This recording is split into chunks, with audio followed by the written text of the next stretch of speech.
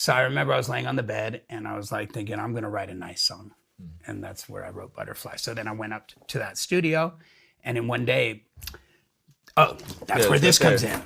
Oh, yes. I went up there because it's one of my favorite albums ever. Red Hot Chili Peppers. And I was laying on the bed and I was like on some earthy stoner shit. I went to Brett. I said, I got this song. I'm writing it about Cynthia. He's like, great.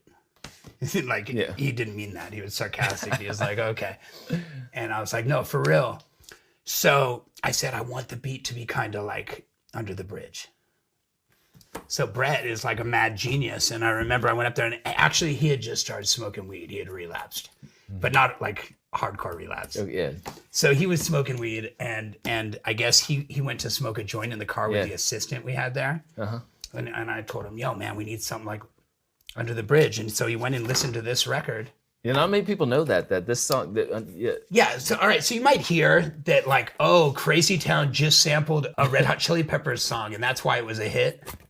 And that's one of the factors of why the song was a hit. But it wasn't like we went and sampled. It was a deep cut. Yes. Yeah. It was a very creative sample. And not only do we say that, because of course we'd say that, but the Peppers felt that. So when we made that song, we took it from a small interlude. Called Pretty Little Ditty. It wasn't one of their hits. It was this random, beautiful little place where Brett, who is a great producer, heard it and was like, if I take that little 4-second, 5-second piece and loop it, then it'll be something totally original. So cut to when we actually shopped it and everyone flipped out and thought the song was amazing. And we ended up signing to Q Prime, which are the managers of the Red Hot Chili Peppers. Oh, that's perfect. They played it for the Red Hot Chili Peppers, who had never cleared a sample in their whole career. And they heard Butterfly and they said, we are gonna not only are we gonna clear this sample, but we only want a third of it, when they could have taken half or more. They could have taken all of it and we still would have put it out.